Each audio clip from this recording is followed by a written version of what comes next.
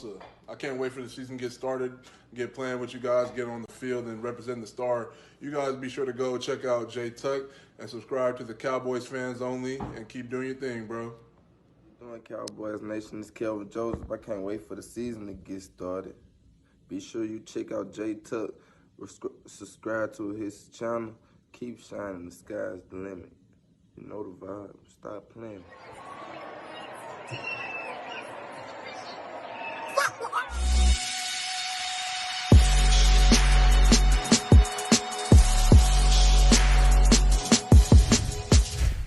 What's up, CFO gang? It's your boy Jay Tuck.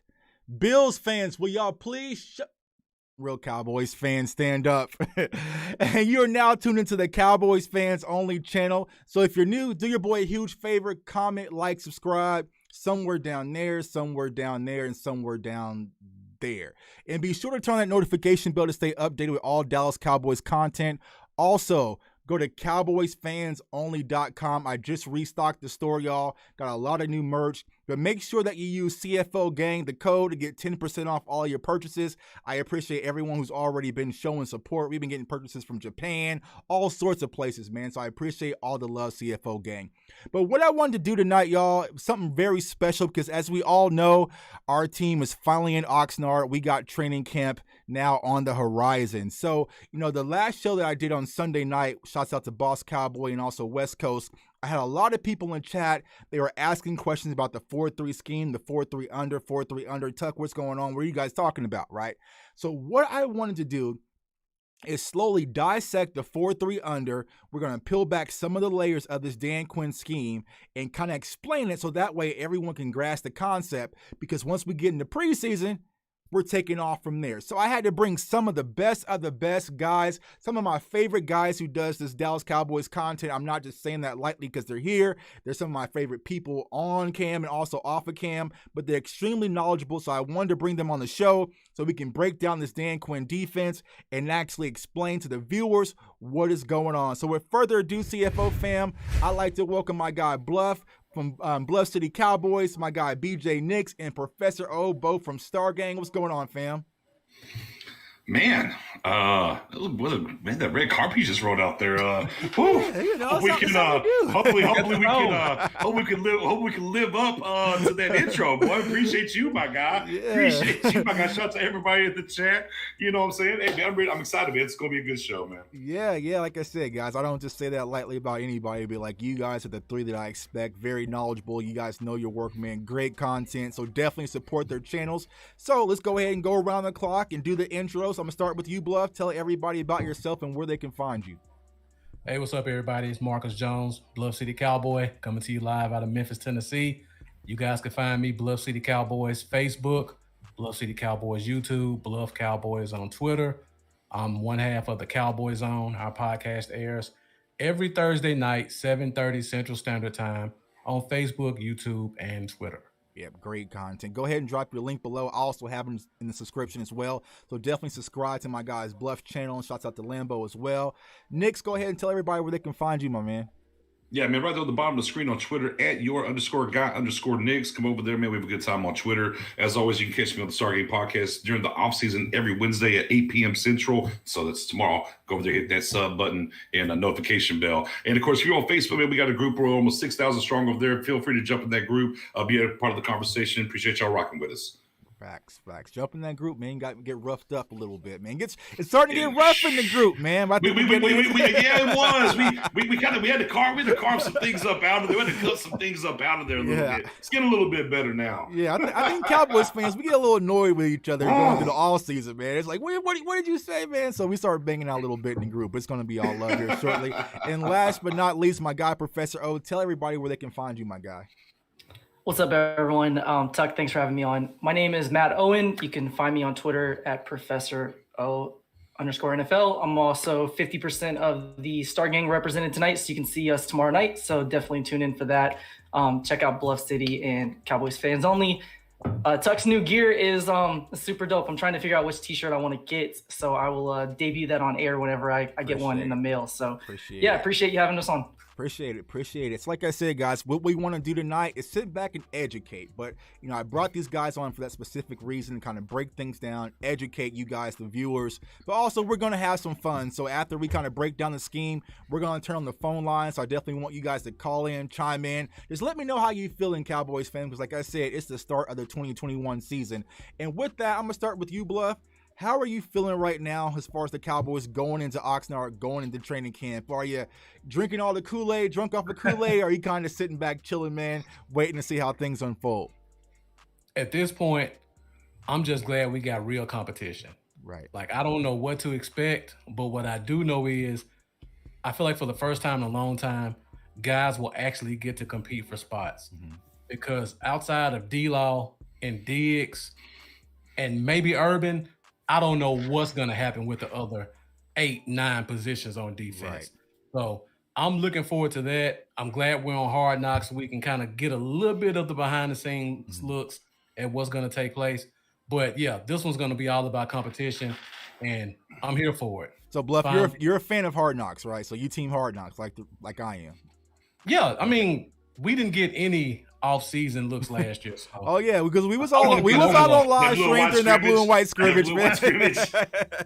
Yeah, we didn't get any looks at all, man. So yeah, I'm definitely excited about Hard Knocks as well. My guy Nix, man, how you feeling, man? It's training camp. It's following your ride. How you feeling?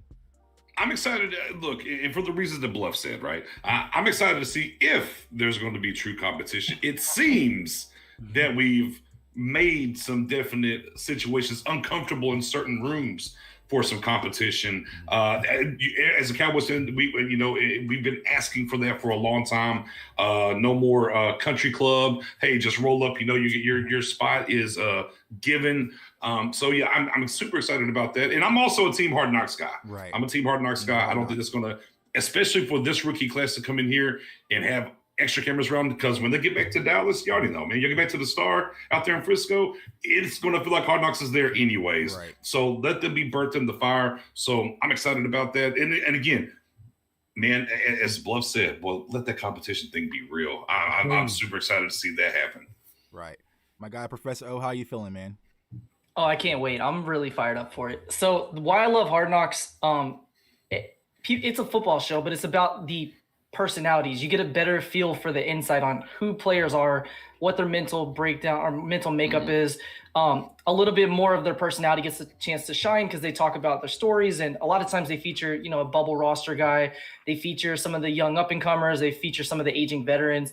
And we get to see Dak. I mean, if you're not already sold on Dak, and obviously Cowboys fans are, but I mean, from an NFL standpoint, fans that don't know who he is as a person will get the chance to see that. And I'm excited about that. And then we have guys like Micah Parsons putting on Twitter, just bought his mom a house. Right. He has her taken care of. He's ready for camp. Kelvin Joseph's tweeting. Bohannon's tweeting about being ready for camp. So the rookies are excited about it. So I'm excited about it. Anytime we get extra Cowboys content, I'm here for it. I was going to say Bohannon, right? Bohannon said, no more talk. Time to show. Right. Yeah. Exactly. I was like, okay, Big Bo. I see you, Big Bo. I'm ready. And to be honest with y'all, I know my guy, Big Game James, had the kind of slogan, "We'll see." But, man, I'm drunk off Kool-Aid, man. I'm drunk off Cowboys Kool-Aid right now. I'm going to camp next week. Like, I'm ready, man. Like, just to see Dak back, see our offensive line, see Zeke working out, hearing good things about Mike McCarthy and also Micah Parsons, just kind of seeing how things are kind of starting to shape up, man. You can't help to get excited. I know a lot of Bills fans was on me today on Twitter because I spoke out about Cole Beasley. And, I was like, I didn't know Cole Beasley was off limits, right? But, man, I'm just excited, man, because I feel like with this offense and with this defense that we'll speak about here shortly, I feel like good things are here to come. So, speaking of the defense, Bluff, let me go ahead and get your take. What is your take on Dan Quinn, and what is he going to mean to this defense moving forward in this Cowboys team? Well, I think he's really going to mean a lot. One reason, I feel like he's the type of coach who's going to bring the best out of his players. I've been fortunate to be able to talk to a couple of people who've been around him, and they tell me that he is the definition of a teacher. We've seen the clips of him in the trenches with the guys. I think that's something we haven't really seen in a while, especially from the defensive coordinator position. And not only will he teach, he'll teach at all three levels. So unlike when a Marinelli was here, where you just saw him with the defensive line and everybody else did whatever they wanted, you're going to see Quinn going all 3 levels to teach these players. And I feel like that'll help in the competition aspect, because now your DC is seeing for himself who's the top dog, and he's not just hearing it from the position coaches. Facts. Nick, how are you feeling about Dan Quinn? It was listened to me for a while. I said it all off season. He was our biggest free agent signing, basically. He's sounded to come in here. He wasn't given a lot of leeway in free agency. He was able to get some pieces, right? But they gave him the draft. We know that for a fact. They gave him the draft. They gave him the draft, all right. They gave him the draft. So, he's got some ingredients, right, to put in that old pot and get to cooking. And it's on him. We've talked about that a lot. We don't need this defense to be top 10, top 5. There's just certain key things we need to see major improvements in. We need to see the run, right? We need that to change. We can't give up 155 yards per game and expect to go anywhere. And he's cut from the cloth where he cut his teeth as a defensive line coach, back to what Bluff said, but he's going to coach at every level. Right. And you saw him, there was a plan, like last year, there was a plan. Like you look at the guys that they did bring in, free agency or during the draft, length, size, certain things mattered as to where Marinelli just didn't have a quote unquote, bring me what you got, I'm gonna make it work, and he had a plan. And I guess that's probably the best thing about it is you could tell he had a plan when he got here and what he wanted to attack. And for the most part, I think as much as you can underneath Stephen Jones and how he's going to work the salary cap, he did the best job he possibly could. So to me, that's exciting about him. Right. Professor O, how you feeling about Dan Quinn? I'm excited about him. Reason number 1, his name is not Mike Nolan, so that's a good thing right there. Can't get no worse than that. So man, we get a tone shift right there alone. Then he brings in 2 guys that I'm actually really excited about in free agency with Keanu Neal and DeMonte Casey. Why I'm excited about that is you have a single high safety, which we'll get into later, and you have a former safety converting to linebacker who gives you that position flex. But the reason those 2 guys are important is those were the 2 our entire defense was bad last year, but linebacker was something that we needed to improve on immediately. We needed help in coverage. We got that. He brought that guy in with Neal. And then obviously having a safety who can cover and take away the deep thirds and that single high middle portion of the field. So the fact that he came in and immediately put a stamp in the draft by getting his type of players, immediately made a contribution in free agency, getting his type of guys to help with the scheme. We didn't see that last year. And obviously things went awry last year from the beginning, COVID, all that. So it is what it is, but we've already seen a culture shift already. Now they have to put it into action and make it real, but we've seen the starts of that. So I'm excited. Yeah. And I think what you just mentioned is important. It's like we've already seen a culture shift. You can kind of see it amongst the players, because one of the things that we heard out of the locker room last year is like, they don't teach. And especially in a COVID season, shortened off season, no OTAs, like teaching was extremely important last year, and I feel like that's where Mike Nolan and his staff kind of missed the buck right now. So Dan Quinn, as we all seen, is going to be a hands-on guy, and I feel like he's going to be a player's coach. I mean, even before we brought him in, we heard other players like Woodson and, just the players saying like Dan Quinn is a good guy, and, he's a player that a lot of coaches a coach that a lot of players are going to rally around, which I'm excited about. So, what I want to do now, the whole conversation has been about 3-4, 4-3, 3-4, 4-3. What is going to be the identity of this defense, right?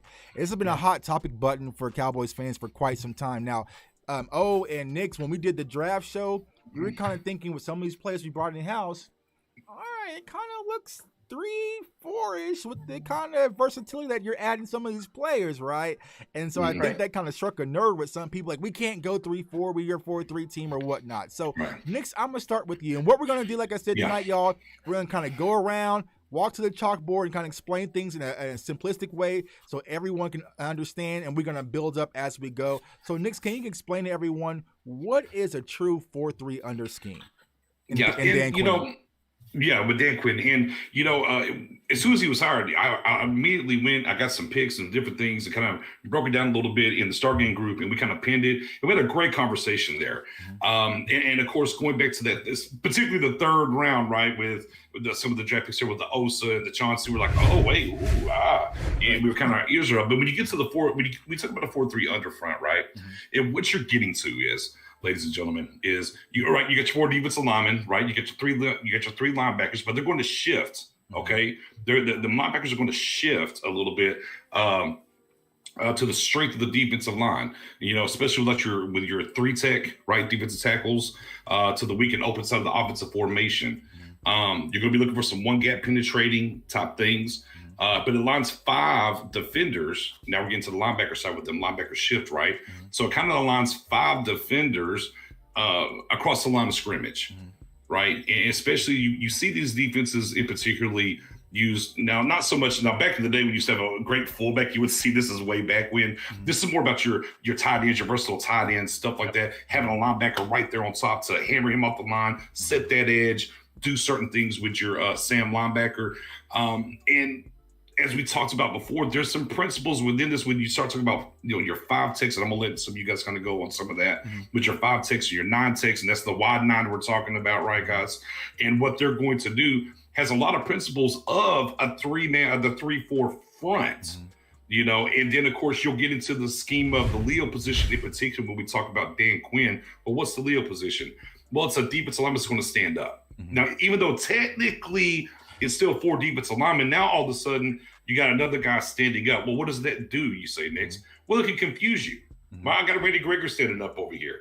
Well, is he going to come? Is he going to drop? Well, wait, is this linebacker over here going to come off the edge all of a sudden? Sam, he's on the line. Is he going to come or drop? So it gives you an opportunity to confuse the quarterback or blocking schemes even whenever you just make a little adjustment. You keep them guessing is what you do. But again, it's more of a shift to the strong side of the linebacker being on there. That's why I kind of talked about maybe like a Jalen Smith, for instance. Right. If he was to go to Sam, right, you're getting out of the middle of the field and covering the middle of the field. Now he's got basically 3 things, right? We watched Dorrance Armstrong dropping coverage a lot last year, right, guys? That's Bluff's Look. guy. If we're talking about Dorrance Armstrong versus Jalen Smith, give me Jalen Smith 100 times out of 100 times, okay? Exactly. So you can kind of drop him into the flats or let him set that edge, or better yet, come forward and go get the quarterback. So it's more or less, and it's to help this run defense more, right? And to confuse the offensive front somewhat as best as you can, as we talk about the front 7 alignment. Exactly. And the one thing that Nick said is going to help this run defense a lot more, because also you got to think about weak side. You're going to have a lot of one-on-one matchups, which we'll definitely talk about here in a minute. So, Professor, I'm going to go ahead and pass it around to you, man. So I know Nick's got going, and that's how we do on these shows. He was like, what? No, 5 techs, 3 techs. Let me stop. I was trying to get up the gas. A gap, B gap, right? So Professor O, for the people out there who doesn't know, that kind of sounds like, a foreign language. Go ahead and explain like the defensive assignments as far as like gap integrity. So like, what's a 0, what's a 1 tech, what's a 2 tech, inside 2 tech, outside 9. Go ahead and let the viewers know how that concept works.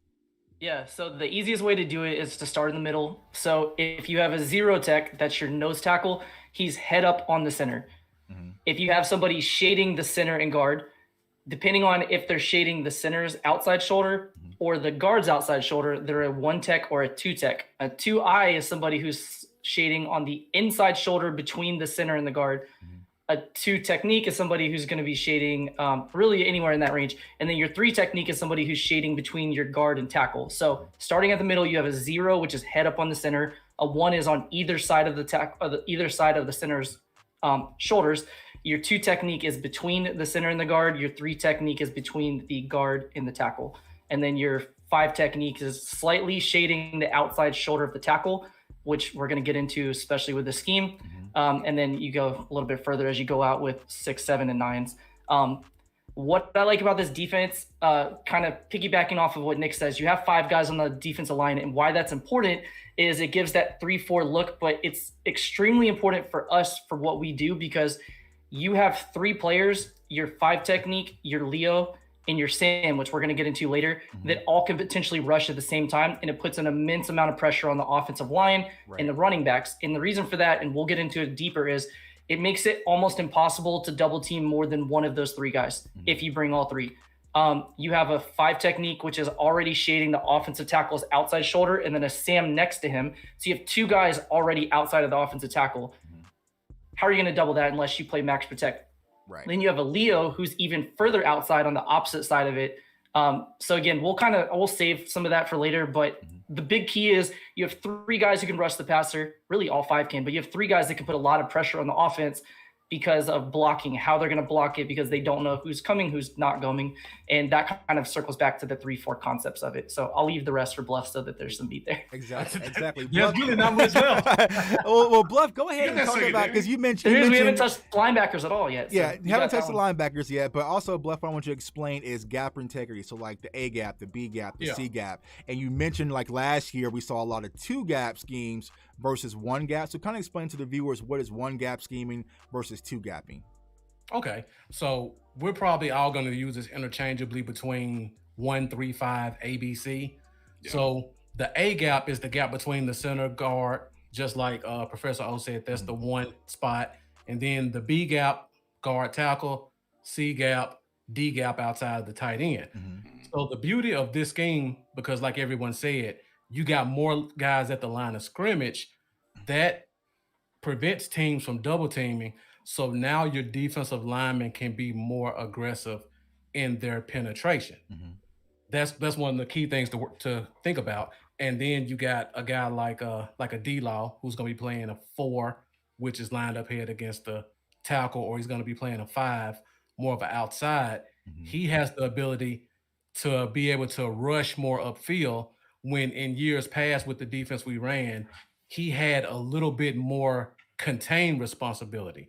Now that contained responsibility goes to that Sam linebacker who's outside of him at that tight end spot. And now you got your 1 tech and your 3 tech. One of those guys may play some 2 gap, but for the most part, it's all about getting up the field. Right, getting up the field. And what we mean about 2 gap is basically 1 guy is in charge of the gap on either side of the person in front of him. So he can go upfield, but he has to make sure that he keeps himself available to either go in or go outside of that player. Exactly. And another beauty of this, and just a little bit about the linebackers, now that middle linebacker is going to have a little bit more of an open run because it's going to be all about penetration with those linemen. So now that middle linebacker gets a one-on-one with a guard, or if the defensive line is doing what they're doing, he's going to have a straight up free lane, open free lane in the A gap to go blow some stuff up. Right, a la Micah Parsons. So or AKA keep LVE healthy. Or keep LVE, LVE healthy. But thanks, guys. That's exactly what I wanted to do, because if you think about last year, what happened when we had Antoine Woods and Don Terry Poe, they were supposed to be 2 gap assignments, but they would constantly get turned around and flipped and spin it, and so they were missing their gap lanes, and that's why we were getting gashed on the run so heavily, because Jalen Smith might be dashing up in the B gap, and Poe was supposed to have A gap responsibility, but he's doing God knows what right now. And so that's why you have these open lanes. And so what this is really going to do is simplify things for the run gap and assignments for the defense, which I'm definitely excited about here. So what I want to also do now, let's see, make sure I'm not hearing click. All right, cool. I want to give like a real life example, kind of what Bluff was speaking about. So great. If you look here on the screen here currently, so Nick, I'll let you go ahead and explain. Are you looking at the screen? All right, cool. Yeah, I got you. And so you can see the gap. So go ahead and let the viewers know, like, ideally, what players would be in each spot as you kind of seen on the field there. Okay, well, I don't see it no more on the screen. Oh. Right. So, but I got a pretty much basic idea. Okay. Though. So you get your wide, your Leo. You're going to be looking at your Randy Gregory, right? Right. All right. You're going to kick inside to like your 3 tech. Now we're talking about your Neville Gallimores. Right. Okay. That's the guy we kind of expected there. Now, so for the viewers, so the Leo is the left end outside, right? So this will be your weak side guy, Randy Gregory outside the tackle, and then we go into that 5 technique. Right. And then you're going to be into the 3 tech, right? You're right. You're going to look at your 3 tech. You're going to be looking at your Neville Gallimores. Now, once you get to that 1 or that 2 or that 2I even that Matt O was talking about, now you're looking at Urban, Benny Bo, Big Bo, depending on what he's going to give you as a rookie. But Urban's kind of your guy there, right? Right. Is what we're going to be looking at.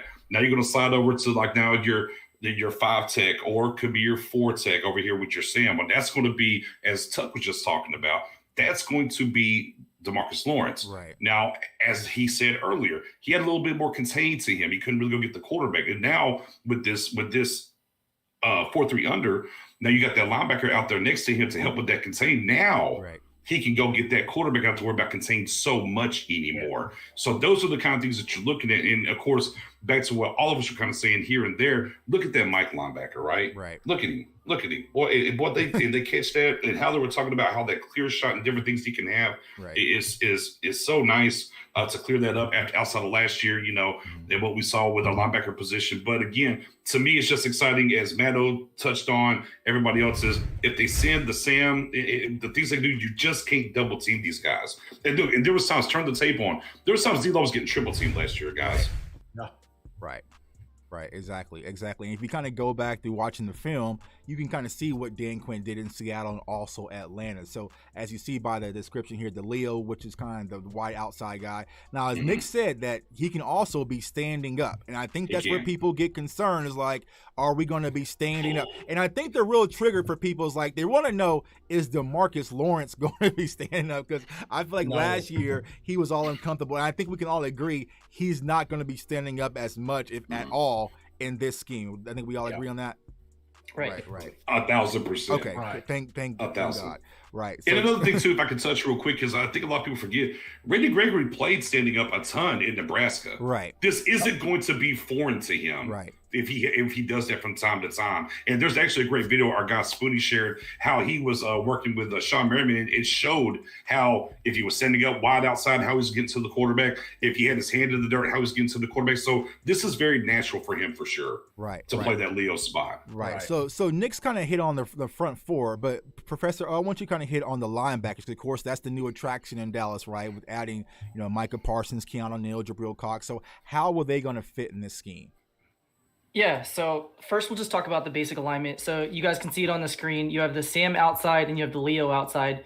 I know that the Leo's a defensive end, but just looking at the screen, you can tell right there, the defense is set up to contain, to make it very difficult for teams to run outside. It's naturally funneling the ball back inside where you have your Will and Mike. So keep that in mind as we go through this progression. So if you look at the alignment, you have the Sam outside of the tight end. Again, he's at the line of scrimmage. He can drop back into coverage. He can play that zone flat. He can drop into the curls, or he can come upfield and rush the passer.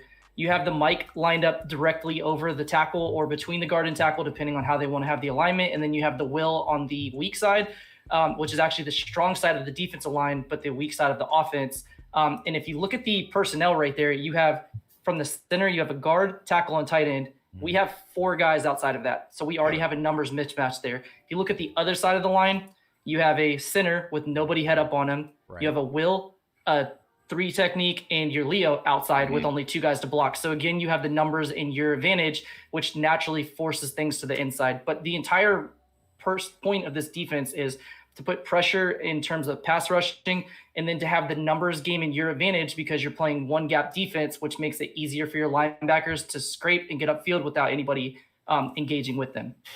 Perfect. That's great.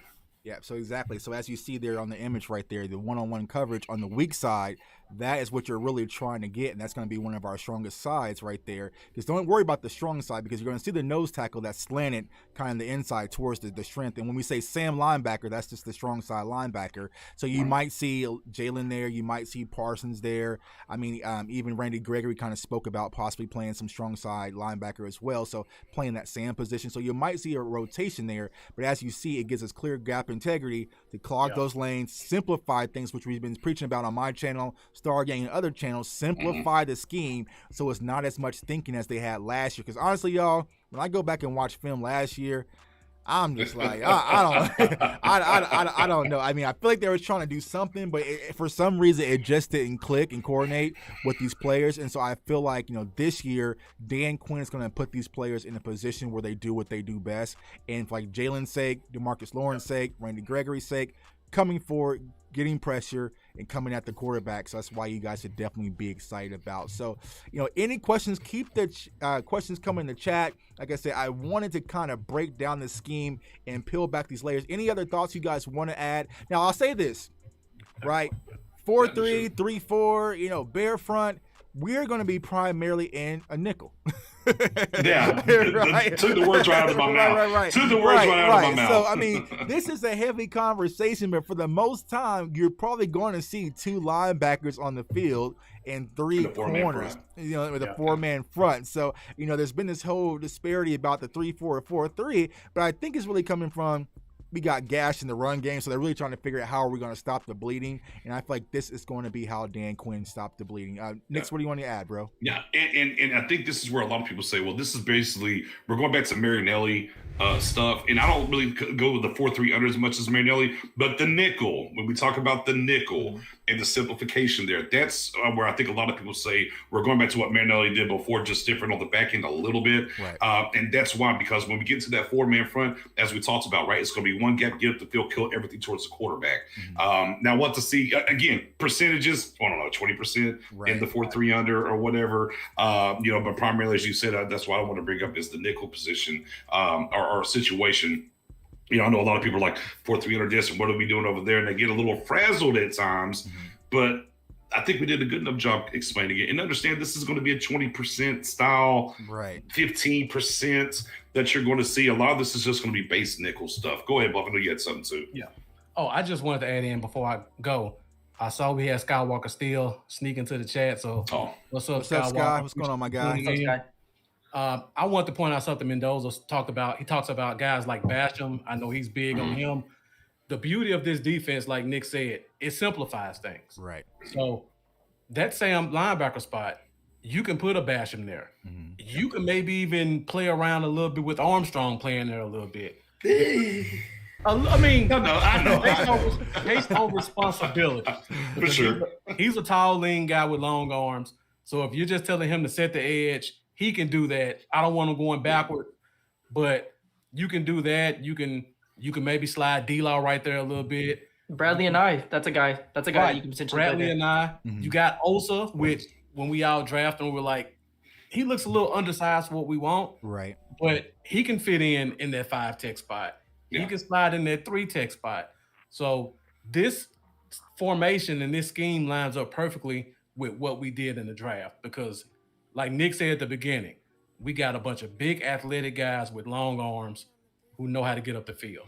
Right. Yep. Right. Exactly. Oh, you want to add anything? Yeah, I just want to say too, since we talked about the nickel, we're going to see a lot of that. I mean, that's league wide. The average last year, I think, was like 71%.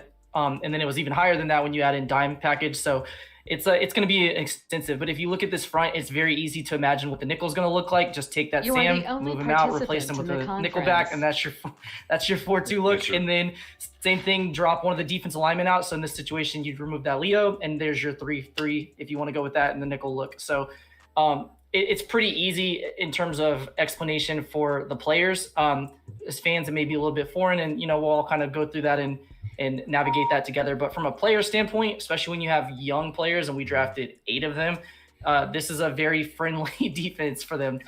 See the ball, get upfield, and make the play. Don't worry about, strafing and keeping one shoulder free so that you can play both gaps. It's very simplified for them.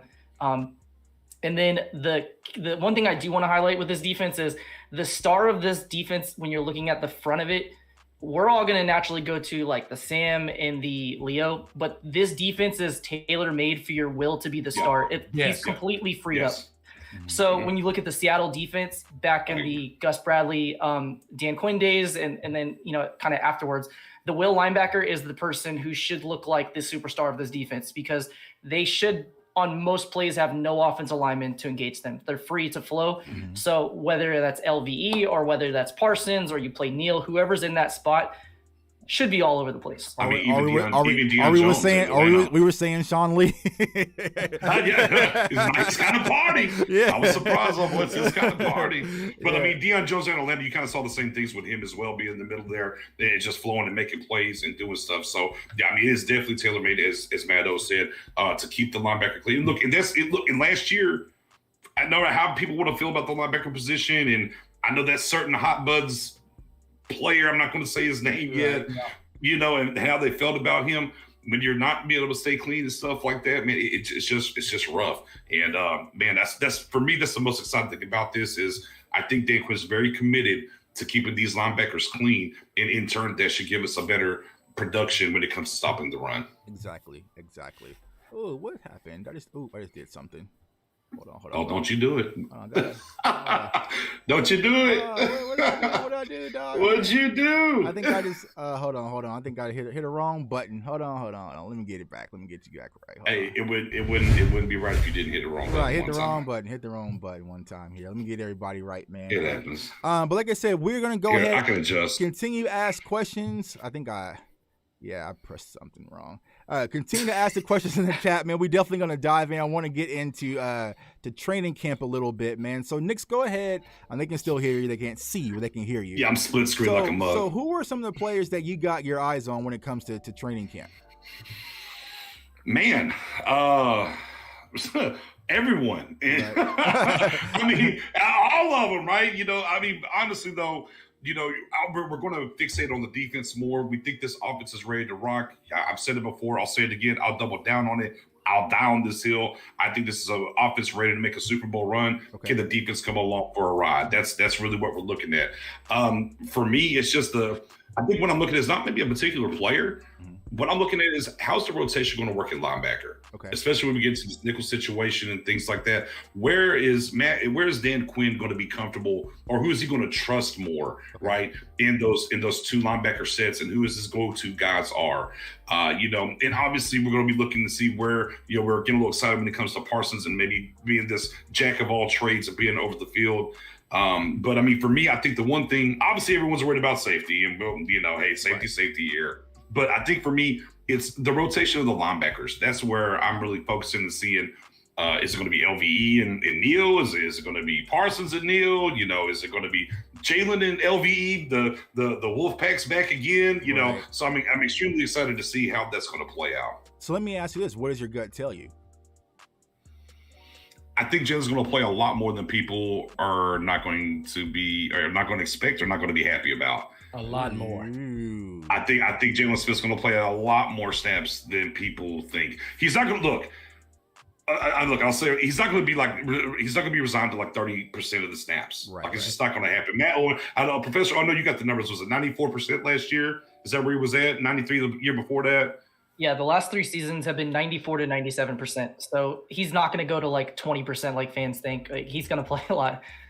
Yeah, I just don't see it. That may be the big difference is, playing predominantly 94% or more at one spot compared to playing 2 or 3 spots in a simplified system where you can attack more. It might be, quite a bit more Jalen friendly. Mm-hmm. Bluff, what's your thoughts? I'm just saying. What's your thoughts on that? On Jalen? Oh, on Jalen? Oh, I agree with everybody. He's going to play a lot more than people expect, especially when you look at that Mike and that Sam position.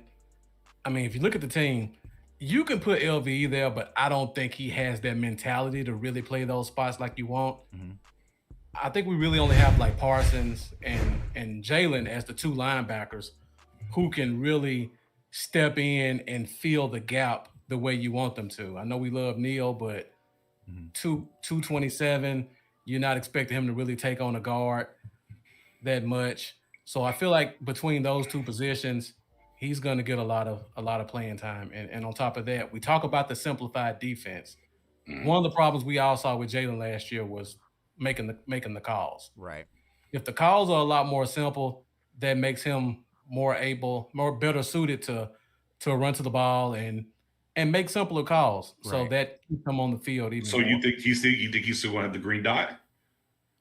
Now we can talk about that at a later date. Okay. All right. Fair. I'm just asking.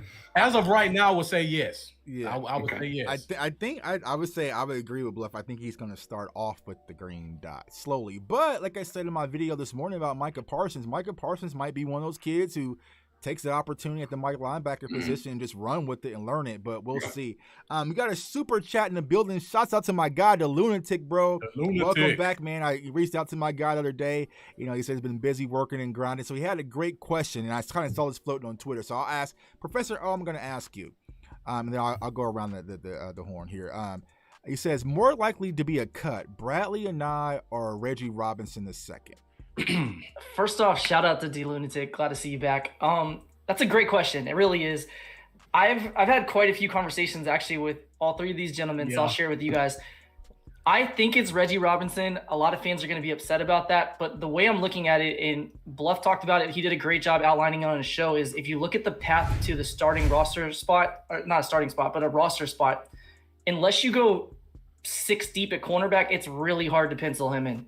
It's very difficult because we all know that Kelvin Joseph is going to be there, Diggs is going to be there, Jordan Lewis is going to be there. You have 3 right there. We spent a top 100 pick on right. He's going to be there. We're at 4 now. You have CJ Goodwin, who's our best special teams player. That's 5. So now you have 1 spot left over for Reggie Robinson, Kennedy, Anthony Brown, who potentially may be a starter, according to some of the talk. So it's hard to see him. It's hard to see him win out. He's a guy that I would love to see make the roster. I just don't see how it is. I think he had a much easier path when he was a safety than when he's a cornerback. Definitely. So that's why I'm going that route. I could see both of them not making the roster, truthfully. But if I had to choose, I would say Reggie Robinson's the harder of the 2. Bluff, how you feel? Well, I'm the opposite of Professor O. Oh, every time. We've had this conversation now. I think we're keeping 6 corners, and I think Robinson's their 6th corner. Height, weight, speed, young guy. I think they give him a shot. Special teams contributions. I did a show a couple of weeks back. I went through the big 4 special teams: punt return, kick return. I pointed out the key positions on each one of those special teams units. And by the end of the season, Reggie Robinson was playing all of those key positions: gunner, jammer, inside on kick return, on kickoff, and on the front line and kickoff return. So he's made a friend in Bones Fossil. So we talk about guys with sponsors. Right. I can see Bones being a sponsor of Robinson. Yeah. And on top of that, I think looking at the defensive end position, Matt went through the names with the cornerbacks. You are the only participant in the conference. Kind of do that with the defensive ends where you got Gregory, D-Law, you got you got Golston. Then you got a couple of other guys who Dorrance Armstrong, Basham, who I consider an end. All these guys have the same traits: 6'5", 34-inch arms, athletic. And Anai sitting there, athleticism is a little bit lower. Arms are about 32, 33 inches. I think he has to leapfrog them convincingly to get a roster spot. And then going back to special teams, Armstrong plays 60% of special teams. It's going to be hard to leapfrog him. So for that, I just think Robinson has a better shot. But like Professor O said, both of them could get cut, and I wouldn't be surprised. Right. And guys in the chat, I turned on the call-in number. So go ahead and call. We experiment with this to see if this thing works, man. It was working this morning. You know what I'm saying? We'll test it out. So go ahead. So give the call number 425-436-6361 and use the code to call into the show, man, to talk to us and ask questions. I think you probably hear it beeping right now because it's waiting for someone to call in. But and great question, the lunatic. Yeah. Cause I saw that question floating on Twitter today. So if you had to take a surprise cut, Nix, I'll start with you. Who will you? Because we kind of talked about this. Who Can we find out who he thinks is cut between Robinson and Anai? Yeah, sure. Robinson and I think it's Bradley and I think that's the guy that's going to be the odd man out. His traits don't match. Right. Also, and you told me you have a sponsor. We have to remember that Robinson was the pet cat of one Billy McClay as well, and he has more traits that fall in line. I hate saying that. I like Bradley and I wish he could find a spot in this game, but I think you're both right to a certain extent. Neither one of these guys might not make it, to be honest. They're definitely on the bubble. Right. Both these guys. They're going to have extremely good camps to make this team. Right. Yeah. If I had to pick one, I would agree with Nix. I would think Bradley and I would be the odd man out just due to what we have in house. Doesn't fit the description. You know, I feel like we got to find an outside corner, which we'll talk about. And so I'm hoping that Bradley and I, or not Bradley and I, but Reggie Robinson could possibly emerge as one of those guys in rotation. Because if not, man, it's going to be kind of rough. Tweets, as I've said, man, my tweet's out there. I need Wright or Kelvin Joseph to walk through that door and put a stamp on that number 2 quarterback position. Yeah. I need them to walk through the door. I need someone to come and grab it by the throat. Don't patty cake Bakersmith. A Brown, cool. I know you got that chip on your shoulder. Excuse me, I'm here. And I really need to see. I pray we see that. Right. I need Nashawn Wright to make me delete some tweets, man. Yeah. Like, oh man, that was was a fan of that pick, man. Oh no, that was somebody else. Yeah, man. I'm talking about Eric Wright bringing him in on free agents. Yeah, or something. I think Nashawn Wright. I need Nashawn Wright or Bossman to either be those guys. Because how do you guys feel, Professor? Let me start with you. How do you feel going into the season with having, Trayvon Diggs, Jordan Lewis, and Anthony Brown as your 3 starting corners? I mean, really, you can pick and choose any of our cornerbacks on our roster. Week 1, how do you feel about going with Brady and those wide receivers with any top 3? It doesn't really matter if it's Brown, Kelvin Joseph, Wright. I mean, that's scary either way. You have a guy who's, the GOAT. Right. Do you really want 3 young cornerbacks going against him? With a young linebacker, possibly with a green dot, that's a lot of youth right there and a lot of inexperience. Shouts out to SoFlo Cowboys. We're going to be in attendance, man. That's a lot of cannons in our eardrum, man. That's that's a whole lot of cannons. So man. That's scary enough. Truthfully, in the reason I think Anthony Brown's safe on making the roster. Now he may not stick around the entire season, but I think Anthony Brown's safe because we have basically no experience in the cornerback room, especially when you're looking at the top 3. And I think early in the season, you're going to want Anthony Brown to play more snaps and you kind of phase him out as Bossman and Wright get more acclimated to the NFL. So I think they're both going to play. But I think Anthony Brown is the guy I'd rather have out there against Tom Brady week 1, just because I don't want so much youth out there. I mean, you're looking at Donovan Wilson with less than 10 career starts. You have Diggs, he played 10 games, something like that last year. Right. Then you have somebody opposite of them again with no experience, and then just Jordan Lewis. That's a lot of youth out there in the secondary. Right, I agree. Nick's how you feel? There's a lot of youth, but I mean, to be honest though, it's gonna be a lot of youth on this defense. Right. Because in a normal year, right, guys? In a normal year, if you draft, 10 players, how many is going to make the final man roster? How many? On a good team, 4. 4, right? Okay, so we took 8 defensive guys, and most people are out here thinking all 8's going to make the team. Right. That says a lot and a bunch about this defense and the product we're going to put out there. So let's play. Let's run with that, right? Okay. Who's your 4? Who's your 4 on a good team? Because I feel like we're a good team. Okay. Slam Dunk's Parsons, right? Right. Come on. Right. Layup drill there. Right. I think it's got to be the 2 cornerbacks because you didn't handle your business of free agency. So I think it's Joseph and Wright. And then for the 4th, give me, you know what? I'll tell you what, I'm going to take Osa. There's some things I like about Osa's game, man. Look, I'm not saying he's Aaron Donald, but there's some things I like about Osa's game. I'll leave it at that. Right. That would be the 4 that I would. If we were talking, I can only give 4. I'm taking those 4. I would take that 4 too. How about you, Bluff? Who's your 4? Same thing. Just like we said about defensive end. Right. Golston could easily get bumped by Basham, Armstrong, and the 9. Right. I would take those 4. Right. Oh, same 4. Yeah, it's hard not to take those 4, but man, our fans are gonna cringe so bad. We yeah. didn't say Cox. We didn't say Cox. Oh yeah, I know. Nobody said in Cox. the chat we had a Cox with the Steeler draft. So I mean, yeah, our fans are gonna be pretty mad. Oh yeah. You can't. They're going to be mad when he's not playing nothing but special teams and get the call up next year. Oh, for sure, yeah. Barring injuries. Oh, okay, so let's go. Well, how about this? Let's go back to the line again. Well, let me answer this because shouts out to Tyrone. He said a super chat. So he said, "Who are you placing in the 2 free roster spot?" Give me Brian Poole at cornerback. If we're going to sign a couple of guys off the streets, give me Brian Poole. I see SoFlo saying Cowboys will most likely make a move for a veteran corner during camp. Now, Knicks has said, before the draft, we were supposed to get a veteran corner. So here we are, all the way, going into camp, still wanting a July veteran 21st, is it 20th? Jesus. Do you feel like we've missed that opportunity now to get that veteran corner that's actually going to make a difference? Man, look, I like Brian Poole. I've said it before the draft. I'll say it after the draft. He's 27, 28. He's got he's got some speed to him. He can hold it down for a little bit. Outside of Brian Poole, look, everybody's going to go to the GOAT, right? Like, go call up Miami and make a trade. Right. But, come on. I'm trying to try to keep it in some kind of parameters here and maybe think like Stephen Jones.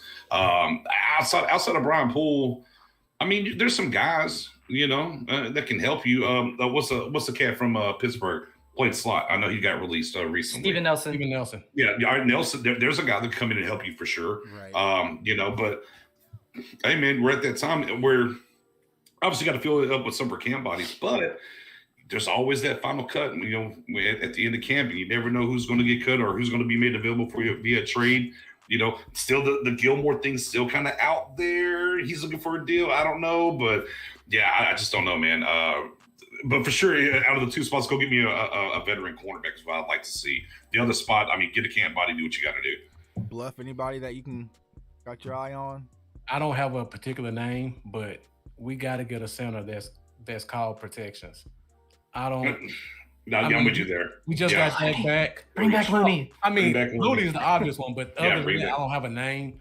But heaven forbid, Tyler B goes down in training camp. Mm-hmm. Now we got Dak back there, and we have a center who's never called protections in front of him. Right.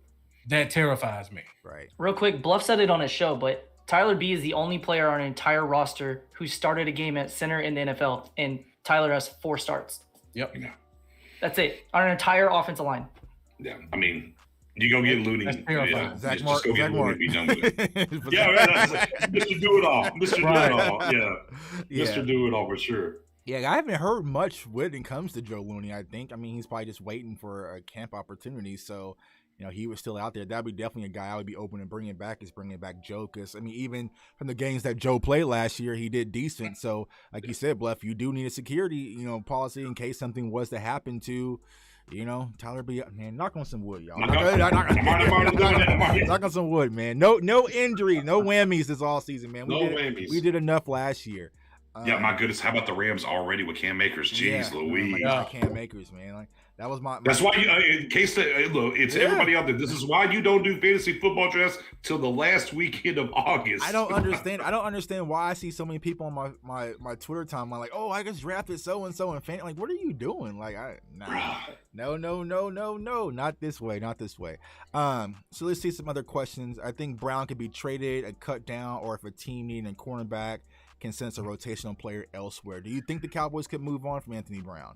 I've said it before and I'll say it again. Brown to me, although professionals kind of talked me off the ledge a little bit because I thought it was $4 million in savings on Brown, but I think you said it was about $2 million, right, man? Like $2.5 million. Yeah. So, I mean, I was on the Anthony Brown train for a while because I thought it was about a $4 million deal because I know he signed, like J. Lou basically signed the same deal that Brown originally got. So I'm like, okay, well, they're just kind of plugging and chugging, but they never did anything at cornerback until the draft. So here we are. So, I mean, man, I don't know. I mean, you can't really do much there at the cornerback position, right, Bluff? I mean, my goodness. Yeah.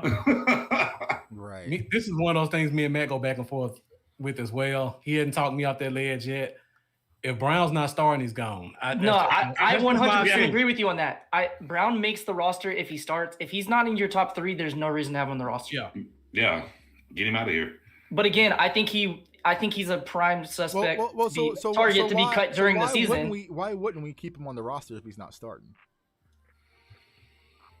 I mean, if he's not starting, you can save $2.5 million, so you open it up towards somebody else. You're not going to pay. Well, I think his contract's like $4.75 million or something like that for a 5th or 6th corner who's playing special teams. You can just get a cheaper option, or you can cut him in and open up a spot to, like we talked about earlier, Tuck, to bring on a 5th safety. Because if you go 6 deep at cornerback, you pretty much have to go 4 deep at safety. So that opens up that avenue, or maybe allows you to go a little bit deeper at linebacker or defensive end if there's somebody there. So it's more so just the whole point of keeping him is solely if he's going to start. And if he's not starting early, then there's no reason to keep him. Yeah. So looking at and you still got guys like Kennedy. You still got guys like Kennedy on the list too that opted out for COVID we just last got year. rid of Rashad Robinson, so then that will leave Kelvin Joseph, Lewis, Reggie Robinson, Wright, Goodwin, and Kennedy as the corners. Diggs. All right, yeah, Diggs. I didn't include Diggs because he's slam dunk, right? Slam dunk. Yeah. So, and I feel like this is the bad part about this, man. I've been trying to talk myself into Anthony Brown because I feel like he is going to be our starting outside corner. I just feel like opening game he is going to be that guy out there, which is like, yikes, man. But I just don't see. I think that Kelvin Joseph or Nashawn Wright is going to have an outstanding camp to take that job from. I don't think it's as clear cut as people want to make it. Like if Bossman's going to be that guy, I think he's going to have to take it from Anthony Brown, which I don't see that. Well, I'll say this. Historically, we've thrown those 2nd and 3rd round corners into the fire. I mean, going back to 2017, when Anthony Brown was 2016. I'm sorry. Yeah. But 2016, Anthony Brown was a sixth-round pick. Sixth-round pick. He got thrown out there. Yeah. 2017, we take Lewis, we take Awuzie, we take Xavier Woods. Mm-hmm. By week 3, those were our starting 3 corners. Yeah. Right. Yeah. I think they're just going to run with him, man. Yeah. I mean, he's unfortunately for Brown. Here's the thing. He's a progress stopper if he's not giving you enough on the outside. I'm sorry. It's just what he is. You already got J-Lou to come play the slot anyways. So if he's not like he has to be exceptionally in a different class than Wright or Joseph in order to keep him, because guarantee you Diggs is outside and the slot's going to be J-Lou. Right. Now, and maybe they play with him with safety. So I think that's just what it is. So it's up to Brown. Look, as much as those younger guys are showing improve, but if Brown isn't exceptionally better than those guys or candidate even, then he's a progress stopper. You play the young guys and you move forward. And of course, then we can talk about, the second round pick versus, the coach's handpick guy and right or whatever. But yeah, I mean, and this is back to how we started the symmetry, guys. Yeah. How we started this show. What did Bluff lead this show off with? The competition and what's going on. And here it is right here in what we've been talking about, whether it's the linebackers and how that's going to play out, or these quarterbacks and how it's going to play out. Boy, this competition is going to matter a lot. Right. Yeah. And then Sofo mentioned, I mean, Brown can also play your slot as well. And so will we see some maneuvering, and maybe they move J-Lou to outside, and it's all going to depend on how camp is. I feel like you said, competition, nothing's really solidified when it comes to that outside corner position. But personally, I feel much better having Anthony Brown on the roster for now until we figure out what we're doing with these rookies. And I just can't be scary. You guys are window, Jake. So you can't be scary. Trying to reel you guys in really quickly to buying him on the roster.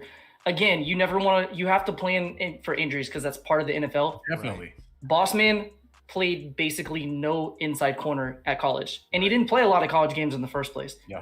Wright is definitely not playing slot corner based on his body type. Right. Reggie Robinson, again, is a guy that played outside corner and safety. He's never played slot at any level. Right. Doesn't mean he can't play it, but he has not played that. So the only guy on the roster right now is Lewis and Kennedy and Brown. So Kennedy, if you cut him, you save $1 million.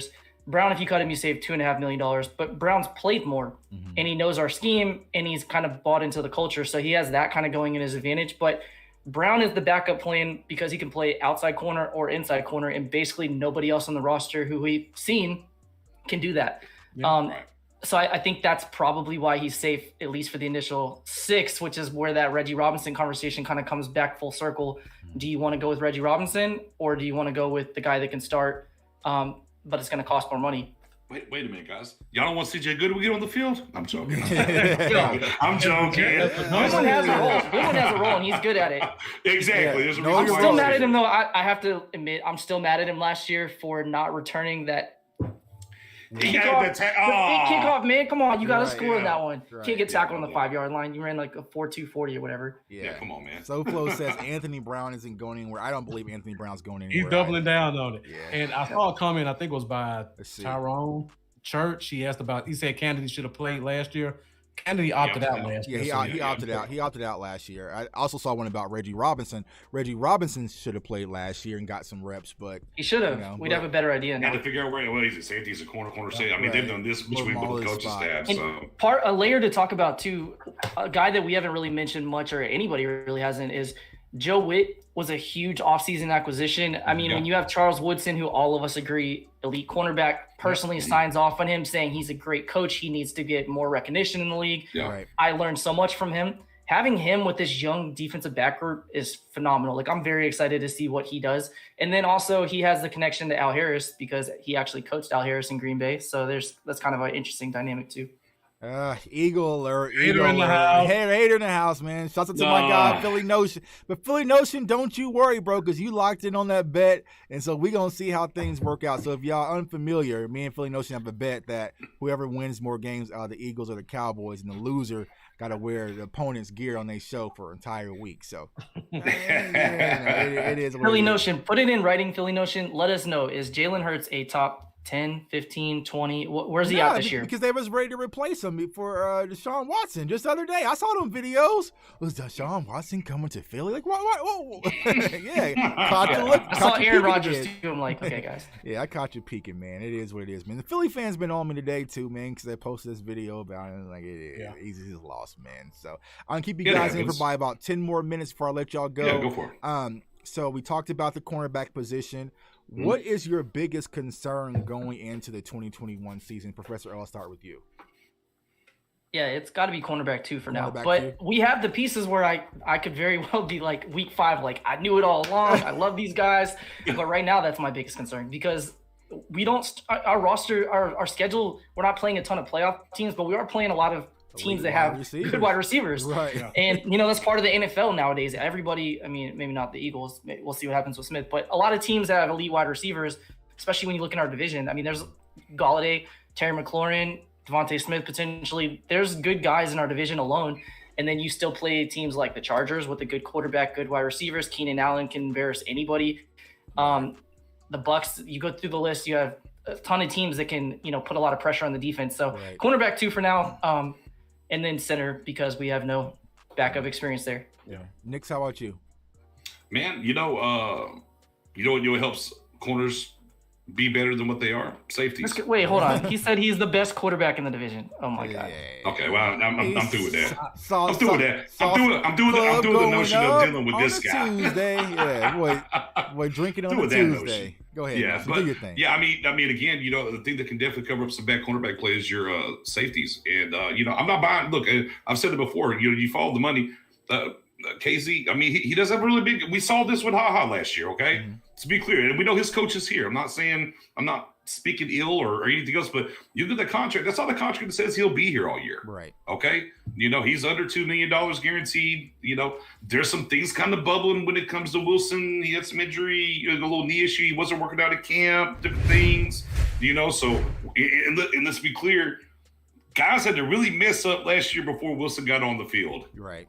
Right. And so, you got Neal playing linebacker, not safety. So, for me, I'm definitely, I'm still very nervous when it comes to the safety position because that can help erase a lot of issues on the cornerback. Now, also, up front, that defensive pass rush, that front seven, we're going to find out the chicken before the egg. I think it's easier to say going into camp, we feel much better about the front seven than the back half. Mm-hmm. Yeah. Can they make a big enough difference to help these young guys get enough reps and it's time to come along for the ride? And that's what definitely what I'm looking at, or what I'm worried about. Dang, Matt Owen, book it. Yeah, hot take, Pro Bowl, hot take, Pro Bowl for KZ. Book it. I'm not gonna go that far. You keep riding that thing. I'm telling you, it's gonna happen. I feel like we get desperate when it comes to that secondary, man. I'll turn into an Anthony Brown fan, and Professor O just booked the ticket for KZ to the Pro Bowl. But I will say, just look at him, man. It's the Cowboys. Like if he has a 5 interception season in Dallas, he will be a Pro Bowl. Oh yeah. It's going to happen. He's gonna be a fan. You can get 7 interceptions in Atlanta and nobody notices, but if you do it in Dallas, you're a Pro Bowler. Oh yeah. I agree with my guy. And we didn't get a chance to bring him up tonight. I agree with my guy. DJ just dropped in there. Yep. Coyle's definitely a guy, an undrafted guy to keep an eye on out of Purdue. Well, he was at Connecticut. Yes, Purdue. Connecticut and then Purdue. And if it wasn't for some things happening at Purdue, he probably would have got drafted. If you go back and look at this Connecticut tape, there's a lot of good stuff to like about Coyle for sure. Speaking of hot takes, so I dropped a hot take, and did I say 3 or 4? 4 undrafted free agents. I think you said 3. I think you said 3. I didn't go that high. I didn't go as hot as Matt O. I said 3 was high. Yeah. 3 had a little sizzle. So what's your thoughts on that? Bluff, I'll start with you. How many undrafted free agents do you think will actually make this roster? I know. I think a safety makes it. Okay. At least one receiver. And then wait. You're talking about the starting 53, the top 53. You think a receiver's gonna make it? Yeah. Okay. I think a receiver's gonna make it. Which one do you think? So Simi, Cedric, and Noah, who's gone? You know who I think is gone. Tell the people. I don't know. Tell me, Bluff, who's gone. I think it's Cedric Wilson. I really feel like Cedric Wilson will be the odd man out.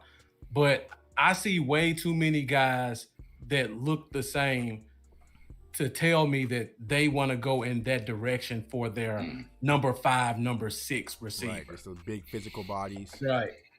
So I could see one guy cracking that receiver spot. I definitely could see a safety. Other than that, just thinking really quick, I can't think of another position that I could see a guy. Get that linebacker at A&M. Yeah, That Hines. linebacker room is full though. Yeah, I know. I It like is. Hines, It man, is. but I'm It like, is. bro, like he's gonna have to come It in is. and just. I'm just throwing somebody out there. I'm just saying. I'm just, Yeah, He's definitely a practice he could squad kick. guy. He could kick Francis Bernard and Gifford out. I mean, there's a potential there, but I think it's hard. Yeah. DJ mentioned Brandon Smith, who I know Bluff loves. Love is that him. the guy you're thinking of? Is that who's sneaking in? Because if he sneaks in, Noah's the one that's gone. Because Brandon Smith is the next Noah Brown in Dallas. I know. you know I feel like I know Brown. Yeah. Brandon Smith's my guy. I'm huge on special teams. I know Charlie points that out quite a bit. And that kid blocks like a fullback. People don't talk about that. That kid is super aggressive. He's going to show it in camp. I like him a lot. Yeah. He has a little bit of Michael Gallup in him where he can make a big play and he can drop a slant. So that may hurt him. And then you got the other receivers. But yeah, I think it'll be a receiver. I think it'll be a safety. After that, I don't really see it. Maybe a tight end if we decide to keep four. Hey, what's Braylon Jones. Braylon Jones. There you go. guard Yeah, center Braylon Jones, combination. yeah. A cheaper interior option who can play, guard or There's that center. guy. Yeah. Potentially. My guy, I dropped this. my guy Bluff and I Sky did a video. said no undrafted free agent wide receivers cracking this roster over injuries. So I feel like one of them's gonna crack through. I just feel like I'm with you, Bluff. Now which one it will be, I don't know. Bluff and I did Follow a the show. money. I mean, again, follow the money. When it comes to Cedric Wilson, and the only thing about said, even with that money, boy, I think Dak likes him. I think you got to fight Noah Brown. Yeah. If you get Noah Brown up out of here, I think there's a chance. I don't know if Ced's going to go He hasn't anywhere. really set the world on fire either. He hasn't. True. He's a later pick than he's not a lot. He's not an early pick. Yeah, the thing true, too yeah. that's going against Noah Brown, in my opinion, is Brandon Smith is similar to Noah Brown. Brennan Eagles is similar to Noah Brown. The undrafted free agents we signed are not similar to Cedric. They're a lot more similar to Noah Brown. So you could potentially look at that. But again, Brown's been a core special teamer, as Bluff likes to point out. I did want to mention too, because Bluff and I chatted about this with his undrafted free agent show. If Brandon Smith makes the roster and catches one pass in the NFL, he'll be the first Iowa wide receiver to catch a ball in the NFL since 2003. How crazy is that? Like, you just think, you brought up, Matt. Yeah, it's just crazy. 2003, the last time an Iowa receiver caught a pass in the NFL. I don't remember who it was. But That's the professor, man. That's the professor. Yeah. Man. Just throw out those facts, man. And like I said, I think one of those wide receivers, Sky, one of them's going to break through. Now, what's the fullback? The fullback. Nick Ralston. Nick Ralston, yeah. Charlie put him in the comments, Nick Ralston. Did he? Okay, yeah. He's got some juice. You talk about position flex. He started games in college at fullback, tight end, and linebacker. Right. He's got some juice. And he's very blue collar, and so I mean, he might be one of those players. And you think about Mike McCarthy and some of the fullbacks he had up there. Obviously it wasn't full. I've seen nothing, but the John Coons of the world and different things they had up there in Green Bay. Don't sleep on the kid. Could he be the next? Could he be the next Keith Smith, a linebacker that converted to fullback? He already did. He already made that progress. I'm buying J-Tuck. J-Tuck, I'm buying. Buying, yeah. Come on with me. Come on with me. I can't go that high. I can't go that high. I think my pet cats will be the ones out there. I don't think Vasher is going to make it. I think he'll flash in preseason. We'll come on a live show and talk about that great Vasher catch and how you had a good preseason game. But I don't think he makes the roster. And then also Hines. I like Hines. It's just the linebacker room is crowded, bro. So he's going to have to get maybe Francis Bernard or Gifford up out of there. So we'll see how that works, man. But I'm going with 3. I'm just at 2. Just 2? Just 2. Yeah. I have Braylon Jones because I think we're going to need, unless we sign Looney, we need somebody who can play center and guard. He has that position flex, and it'll be cheaper than a guy like Mitch Hyatt would be. Right. And then I think Tyler Coyle has a really good shot. And the reason for that is he's a safety who played well with 4.3 speed, and he converted to linebacker last year. So he's a guy that fits that Keanu Neal mold. Mold. And Keanu Neal is only on a 1-year deal. So depending on what happens with Neal, he may have a great season. Are we going to be able to afford him? Will Steven open the wallet to bring him back? We don't know. There's a lot to play out there. So having a young guy on the roster that can kind of learn that and move into that makes a lot of sense. Yeah. So I'm going with 2. Facts. Well, guys, I don't want to keep you all night. I'm going with 3. I think Nick's got 3. I'm going with 3. Oh, got 2. Bluff. 3. You got 3. Oh, Bluff's 3 of them things with me. Well, Who's coming with me? We're probably wrong now. Probably means we're all Probably wrong. Be zero. And Yeah, was probably right. Yeah, it's probably gonna be none of them. Like Scott's gonna be like none of them, right? Yeah, but we'll see, man. But that's the fun about getting camp, getting preseason. Because a lot of people, if you're not really tuned in, they tune out during the preseason. So they just want to see like Dak and Zeke and those guys, which probably play, a few snaps here and there. Especially Dak. I don't know how many snaps he's going to play, but for us, I'm going to be watching Vasher and what I'm saying, and Ralston and some of these other guys. So it's going to be exciting. Football is finally here, man. So like I said, subscribe to all my guys' channels. So I'm going to go around the horn. Nick, tell everybody who's watching where they can find you at, my guy. Yeah, man, as you see right there at the bottom of the screen on Twitter, at @your_guy_Knicks. Man, come over there, give me a follow. Also on YouTube, Stargame Podcast. Hit that sub, hit the notification bell. You'll catch me and the professor tomorrow with Spoonie and Mary Ella as we do with the Stargame Live show, 8 p.m. Central every Wednesday during the off season. Appreciate y'all for rocking with us. Appreciate having us on, brother. Yeah, absolutely. Been too long. Man. Absolutely. Been too long. We got to do this again. Hey, we getting warmed up, man. The season is here. Here we go, man. It's time to, man. It was a long off season, man. Just crawling and get there. Like, bro, I'm running out of ideas and just have the same conversation over Super and chat. over. Shout out to Super Lunatic, chat. man. The Lunatic. Appreciate you, my guy. Lunatic. Now, this content is why I sub, like, and share DC for life, man. I appreciate you, my guy. Like I said, glad to have you back, man. Like I said, I reached out to you, and, that's one of my guys, man. We're going to do this thing this year. And like I said, the most important piece is now we can be out and about. I can't wait to link up with everybody and see each other at games, man. It's going to be fun. Bluff, Go ahead and tell everybody where they can find you, my guy. All right, guys, you can find me on Facebook, YouTube, Bluff City Cowboys. Find me on Twitter at Bluff Cowboys, Instagram, Bluff City Cowboys. Co-host of the Cowboys Zone, Thursday night, 7:30. Be sure to check us out tomorrow if you get a chance. I got one of my very good friends, Coach Webster, joining me. He served on as an intern coach for the Atlanta Falcons for a couple of years under Dan Quinn. He's a defensive guy, defensive backs guy, and a special teams guy. So he worked very closely with KZ and with Neil. So he's going to come in, give us as much insight as he can about Coach Quinn and those two guys, and talk to us about the fit of those players and a little bit about the scheme that he thinks Dan Quinn is going to run, because he has a little bit of inside information on that. So be sure to check that out. If you can't watch it live, be sure to subscribe. Yeah. Watch it the next day. Catch it your own time. So there it is. Subscribe and man, costs you nothing. $0. Just hit that subscribe button and hit a like button. Professor O, tell everybody where they can find you, my guy. You can find me on Stargang tomorrow night. You can find me on Twitter, Professor O_NFL. I'm actually going to be dropping a video on the Stargang tomorrow. Just a little tidbit. I decided to take a look at run-pass ratio. I'm not going to give all the evidence of what happened and what the results found, but I think you may be interested in seeing, the top 4 contending teams, so the conference championship teams, the Super Bowl teams, what their run-pass ratio has been for the last 10 years. We're kind of going over if there's a trend or wave there to pay note to. And then we'll talk about Dallas each year, how we compare to that. So little treat there. So what I do with Bluff City, I always jump into his channel, watch as much as I can before our live starts. Right. And then what I do is I listen to him on my way to work the next day. And then I hop in Facebook Messenger and let him know my thoughts on the channel. He lets me have it too. Yeah. Yeah, very insightful. And that's the thing, like I said, we all talk off cam, man. So we all, iron sharpens iron, man. So that's why I definitely had to bring my guys on. And of course, if you're watching this channel, man, I appreciate all the support. Cowboys fans only. The community is growing tremendously. So continue to comment, like, subscribe. I appreciate all the interaction. Also follow me on Twitter at jtuck151. And then also, like I said, cowboysfansonly.com. Get your CFO merch. Use that code CFOGAIN to get 10% off.